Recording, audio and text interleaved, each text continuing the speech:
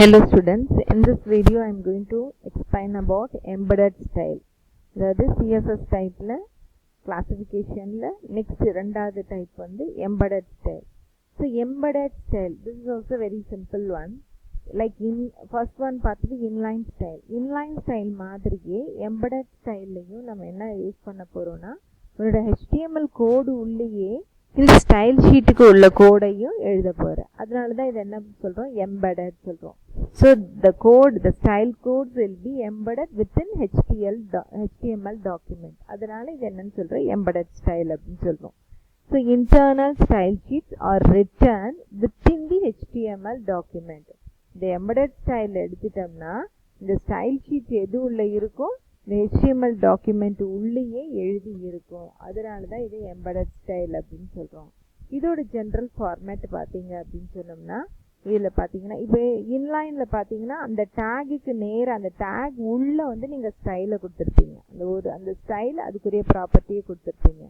வேற இந்த இதில் பார்த்தீங்கன்னா இது ஒரு ஹெட் செக்ஷனில் கம்ப்ளீட்டாக டிக்ளேர் பண்ணுற மாதிரி, எப்படி ஒரு வேரியபிளை டிக்ளேர் பண்ணுற மாதிரி நீ ஹெட் செக்ஷன் உள்ள என்னென்ன ஸ்டைல் யூஸ் பண்ண போறியோ, ஸ்டைல் கோட்ஸ், ஸ்டைல் வந்து இப்போ வந்து பேராகிராஃப்க்கு, பாடிக்கு நீ என்னென்ன டேக்ஸ் யூஸ் பண்ண போறியோ ஒன்றுத்துக்கு என்னென்ன நீ அங்கே என்னென்ன ப்ராப்பர்ட்டிஸ் யூஸ் பண்ண போறியோ அத்தனை கோட்ஸையும் நீ இங்கே வந்து ஹெட் செக்ஷன்லேயே மென்ஷன் பண்ணிடணும்.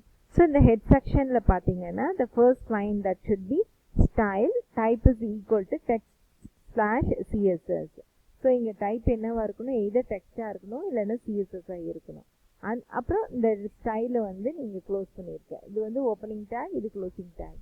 இது ரெண்டுக்கும் நடுவில் என்ன இருக்கும் அப்படின்னு பார்த்தீங்கன்னா இந்த ஸ்டைல் கோட் அப்படின்னு சொல்லுவோம்.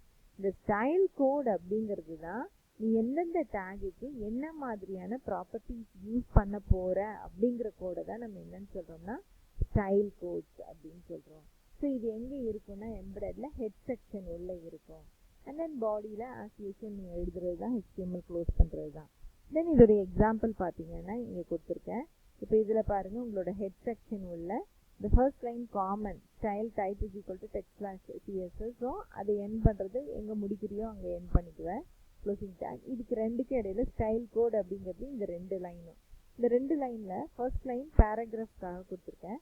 ஸோ இந்த பேராகிராஃப் டேக் இருக்கு இல்லையா, இந்த பேராகிராஃப் டேக்குக்கு எனக்கு என்ன ஆட்ரிபியூட்டிங், என்ன ஸ்டைல் வைக்க போகிறேன் அப்படின்னா ஃபாண்ட் கலரை ஒயிட் கலராக வச்சுருக்கேன். அதுக்கப்புறம் பாடிங்கிற டேக் பாடி உள்ள இதோட பேக்ரவுண்ட் கலர் வந்து நான் ப்ளூவாக வைக்க போகிறேன். ஸோ இது ரெண்டு தான் நான் ஆட்ரிபியூட், ப்ராப்பர்ட்டிஸ் தான் நாங்கள் வந்து கோட் ஷீட்டை வந்து நான் வந்து எம்பெட் பண்ண போகிறேன்.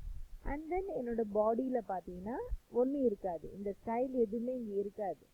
வேற இன்லைனில் பார்த்தீங்கன்னா ஸ்டைல் எல்லாமே இந்த டேகுக்கு பக்கத்துலேயே வரும், டேகு உள்ளே தான் வரும். ஓகே, ஆட்ரிபியூட் இருக்க வேண்டிய இடத்துல வரும். இங்கே பார்த்தீங்கன்னா ஹெட் செக்ஷன் உள்ளே நீ கொடுத்துட்ட, அதனால இங்கே பாடியில் வெறும் கண்டென்ட், பேராகிராஃபில் வெறும் கண்டென்ட், அதுக்குரிய கண்டென்ட் என்னவோ அது மட்டும்தான் இருக்கும். ஸ்டைல் எதுவுமே இருக்காது, ஃபார்மேட்டிங்க்கு உள்ள ஸ்டைல் வந்து எதுவுமே இருக்காது. This is called embedded style. இப்போ நான் இதை உங்களுக்கு ரன் பண்ணி காட்டுறேன். So for that I am having a notepad. This notepad,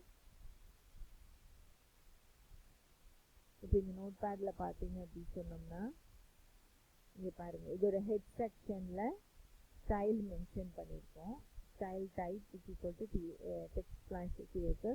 அப்புறம் நான் அதை இங்கே பார்த்ததே தான், பேராகிராஃப்க்கு ஒயிட் கலர் கொடுக்குறோம், ஃபாண்ட் கலர்.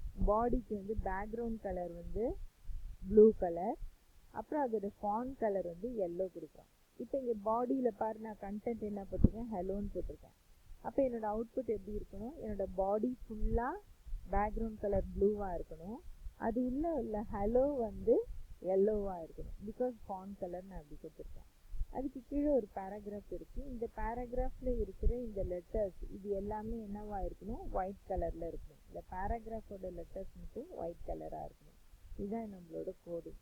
இப்போ நான் இது சேவ் பண்ணியாச்சு. சேவ் பண்ணிவிட்டு இப்போ வெப் ப்ரௌசரில் இதை நான் ஓப்பன் பண்ணுறேன். ஸோ வெப் ப்ரௌசரில் நான் இந்த மாதிரி என்னோடய எம்பெடட் ஓப்பன் பண்ணேன்னா என்னோடய அவுட்புட் எப்படி இருக்குது, லைக்வைஸ். இப்போ இதை பாருங்கள், ரெண்டையும் கம்பேர் பண்ணி காட்டுறேன் நான். இப்போது பேராகிராஃப், இதுதான் பேராகிராஃப், ஒயிட் கலரில் இருக்குது இதோட ஃபாண்ட்டு. அண்ட் தென் பாடி பார்த்தீங்கன்னா இதோட பேக்ரவுண்ட் கலர் ப்ளூவாக இருக்குது. பாடி வந்து பேக்ரவுண்ட் கலர் ப்ளூவாக இருக்குது. அது உள்ளே இருக்க ஃபாண்ட் வந்து எல்லோ கலரில் இருக்கணும். கலர் வந்து எல்லோவாக இருக்கணும். ஸோ இது வந்து பாடி உள்ளே இருக்க ஃபாண்ட்டு. இது என்ன கலரில் இருக்குதுன்னு பார்த்தீங்கன்னா இங்கே இது வந்து எல்லோ கலரில் இருக்குது. மேலே இருக்குது எல்லோ கலரில் ஹலோ அப்படிங்கிறது. So this is example for embedded style sheet.